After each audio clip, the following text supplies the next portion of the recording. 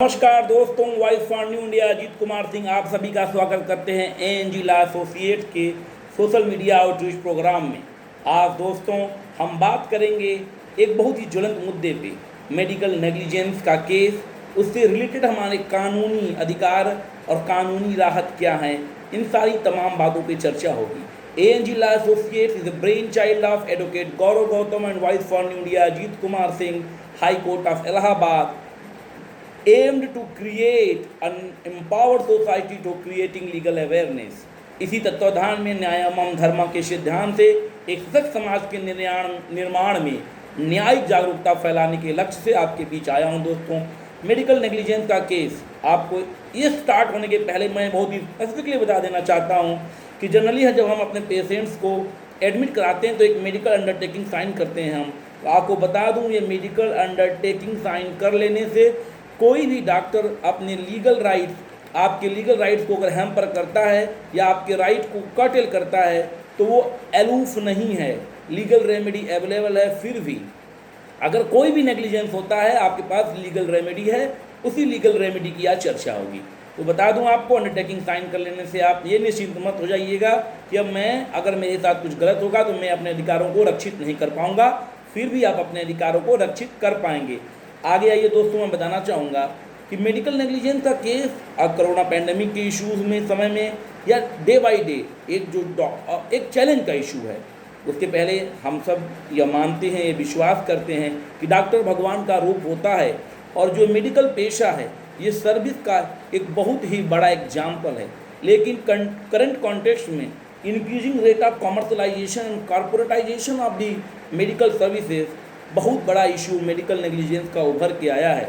इसीलिए supreme court of India ने तमाम तरह के प्रोसीडिंग्स और केसेस को दरकिनारा करते हुए, मेडिकल काउंसिल के तमाम तरह के बातों को दरकिनारा करते हुए एस्टेब्लिश किया कि मेडिकल नेग्लिजेंस का केस कंज्यूमर कोर्ट में भी डील होगा और सेक्शन 304A ऑफ आईपीसी के थ्रू भी डील होगा और मेडिकल नेग्लिजेंस के खिलाफ हर एक नागरिक को उसके कानूनी अधिकारों की रक्षा के लिए कानूनी राहत उपलब्ध होंगे।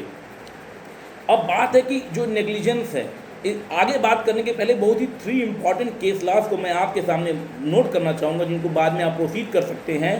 केस लॉज हैं Jacob Mathew versus State of Punjab, Indian Medical Association versus VP Shantha and V Kishan Rao versus Nikhil Super Speciality Hospital. इन 3 जजमेंट्स को हमने अपने स्टडी और अपने पर्सपेक्टिव में डिटेल किया है, जिसमें जैकब मैथ्यू का जजमेंट और इंडियन मेडिकल काउंसिल केस में जो जजमेंट है वो एक बहुत ही लैंडमार्क जजमेंट है जो स्टैब्लिश करते हैं हर एक चीज़ को। जैकब मैथ्यू का केस स्टैब्लिश करता है, सुप्रीम कोर्ट इसमें स्टैब्लिश करते हैं कि कैसे सिंपल नेग्लिजेंस और जो ग्रॉस नेग्लिजेंस जो रिजल्ट इन रेकलेसनेस है कैसे डिफर करता है और किस तरह से नेग्लिजेंस की जो ग्रेविटी है उसके एस्पेक्ट पे एक डॉक्टर के खिलाफ सिविल मुकदमा दायर हो सकता है और एक डॉक्टर के खिलाफ क्रिमिनल मुकदमा दायर हो सकता है। और ये भी क्लियर कर दूं कि सिविल और क्रिमिनल मुकदमे आप दोनों लेके चल सकते हैं। ऐसा कुछ नहीं है कि अगर आप सिविल मुकदमा लेके चल रहे हैं तो क्रिमिनल मुकदमा कंस्टिट्यूट नहीं कर सकते, दोनों ही डिफरेंट एस्पेक्ट हैं। दोस्तों, आगे की बात करता हूं मैं, तो जो सिंपल केस है इसमें सिविल की प्रोसीडिंग्स हो जाएंगी और जो अगर ग्रीवियस नेग्लिजेंस है, ग्रॉस नेग्लिजेंस है, रेकलेसनेस है, जिसमें आपका पेशेंट मर जा रहा है नेग्लिजेंस के कारण, उसमें क्रिमिनल लायबिलिटी स्टैब्लिश होगी।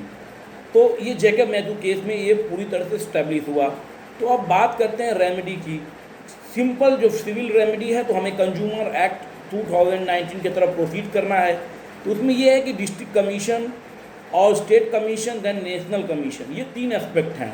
तो ये वैल्यू सिस्टम के आधार पर, मतलब आपका जो मेडिकल नेग्लिजेंस का केस उसका वैल्यू अगर 1 करोड़ तक है तो आप डिस्ट्रिक्ट कमीशन, मोस्टली वो डिस्ट्रिक्ट हेडक्वार्टर में स्टेब्लिश होता है, वहाँ अप्रोच करेंगे। अगर आप डिस्ट्रिक्ट कमीशन की अपील से खुश के ऑर्डर से खुश नहीं हैं, अपील करना चाहते हैं, तो आप स्टेट कमीशन को प्रोसीड करेंगे और 1 करोड़ से ज़्यादा और 10 करोड़ तक के मुकदमों जो मुकदमे होंगे, जो आपके राइट्स आप क्लेम करेंगे, तो वो स्टेट कमीशन के पास जाते हैं। थर्डली एस्पेक्ट 10 करोड़ से ज़्यादा के मामले और प्लस स्टेट कमीशन के खिलाफ जो अपील है वो लाई करती है नेशनल कमीशन पे, और ये जो नेशनल कमीशन है इसके खिलाफ जो अपील लाई करती है सुप्रीम कोर्ट ऑफ इंडिया में।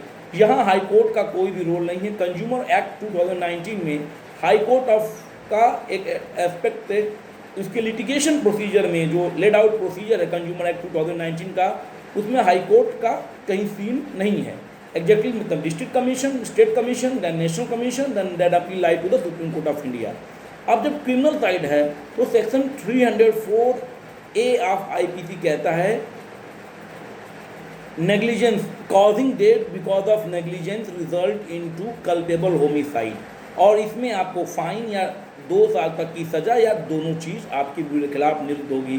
तो ऐसी स्थिति में आपने देख लिया कि अगर आपका मेडिकल नेग्लिजेंस का केस है, किस तरह से आप प्रोसीड करेंगे कंज्यूमर कोर्ट में, और किस तरह से आप सेक्शन 304 IPC के अंदर एक क्रिमिनल प्रोसीडिंग स्टार्ट कर सकते हैं, FIR, chargesheet, and then all proceeding will follow like the same in the criminal jurisprudence system.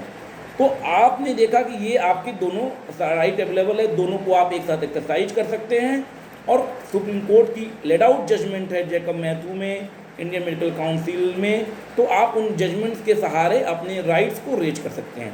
Burden of proof की बात करें तो इसमें कंप्लेनेंट यानी जो शिकायत करता है, बर्डन ऑफ प्रूफ उस पर लाई करता है। बर्डन ऑफ प्रूफ उसको स्टैब्लिश करना पड़ेगा कि बर्डन ऑफ प्रूफ यानी जो नेग्लिजेंस हुआ है डॉक्टर साहब से, ये नेग्लिजेंस ऐसे ऐसे ऐसे हुआ है, ये मेडिकल नेग्लिजेंस ही है, ये स्टैब्लिश काम करना कंप्लेनेंट का होता है।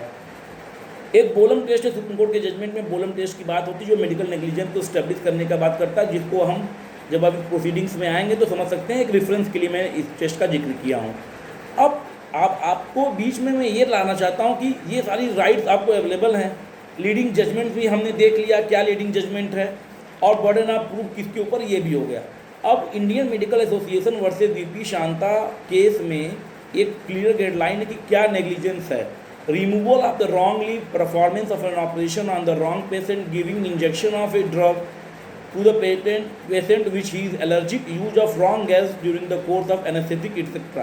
यानी मतलब ये फॉलोइंग चीज़, अगर गलत ऑपरेशन कर देते हैं, गलत जगह पे ऑपरेशन कर देते हैं, पेट में छुरा घोष छोड़ देते हैं ऑपरेशन करते वक्त, या गलत आदमी का ऑपरेशन कर देते हैं, मेडिकल ट्रीटमेंट में जो चीज़ें इन्वॉल्व करनी है उनको नहीं इन्वॉल्व करते हैं, तो ये सारी चीज़ें मेडिकल नेग्लिजेंस को कॉन्स्टिट्यूट करती हैं दोस्तों। तो ये मेडिकल नेग्लिजेंस में आप इस तरह से अप्रोच करके अपने राइट को इस्टेब्लिश कर सकते हैं। और जो अवार्ड की बात है, इस मेडिकल नेग्लिजेंस में जो आपको क्लेम मिलता है उसमें 5-6 हेड्स हैं जो शामिल होते हैं। Loss of income of deceased, free medical for treatment, travel and hotel expenses, loss of consortium, pain and suffering and cost of litigation, ये सारी चीज़ें आपके उस पर्टिकुलर एस्पेक्ट में शामिल होती हैं। तो मेडिकल नेग्लिजेंस के खिलाफ आपके पास सिविल साइड भी है, क्रिमिनल साइड से भी आप अप्रोच कर सकते हैं। प्रॉपर लेड आउट गाइडलाइन है जैकब मैथ्यू केस में, इंडियन मेडिकल काउंसिल एक्ट में, और कंज्यूमर एक्ट 2019 में मेडिकल नेग्लिजेंस को सर्विसेज के रूप में देखा जाता है, और मेडिकल नेग्लिजेंस के खिलाफ एक पूरी चैन है, district commission, state commission, national commission, जिसमें आप प्रोसीड कर सकते हैं। तो मेडिकल नेग्लिजेंस अगर आपके साथ हुआ और मेडिकल नेग्लिजेंस से आप परेशान हैं, तो आप इन व्यवस्थाओं, इन जानकारियों के आधार पे अपने राइट को इस्टेब्लिश कर सकते हैं। एक बार फिर से मैं आपको बता देना चाहता हूँ, कोई भी मेडिकल अंडरटेकिंग साइन करने से डॉक्टर के समय, ऑपरेशन के समय, डॉक्टर अपनी लीगल लायबिलिटी से फ्री नहीं है। अगर आपके राइट्स के खिलाफ कुछ भी गलत होता है, आपको मेडिकल नेग्लिजेंस के कारण प्रॉब्लम झेलनी पड़ती है, तो आप अपनी राइट को इस्टेब्लिश करा सकते हैं इन पर्टिकुलर प्रोसीडिंग्स के द्वारा। आपको बीमारी है मलेरिया की, टाइफाइड की दवा दी जा रही है और आपकी मौत हो जा रही है आपके पेशेंट की, तो आप मेडिकल नेग्लिजेंस इसमें इस्टेब्लिश है। ऑपरेशन करते हुए छुरा भूल गए, इसमें मेडिकल नेग्लिजेंस अप्लीकेबल है। क्या दवा चलानी है, क्या दवा नहीं चलानी है, अगर WHO ने रिकमेंड किया है, मेडिकल काउंसिल ने रिकमेंड किया कि ये दवाएं नहीं चलनी चाहिए, अगर वो दवाएं आप पे चलाई जा रही है, भी मेडिकल नेग्लिजेंस है। तो ये एक ब्रॉडर प्लेटफॉर्म है, एक जानकारी आपके सामने मैंने प्रस्तुत किया ताकि आप कभी अवेयर हो कि मेडिकल नेग्लिजेंस की केसेस में आपके पास क्या राइट है कि नहीं है। ये सारी चीज़ें आपको क्लियर हो गई। इन तमाम तरह की बातों के साथ, जय हिंद के नारे के साथ, न्यायिक जागरूकता से सशक्त समाज के निर्माण के लिए समर्पित ANG लॉ एसोसिएट आपको करता है सलाम।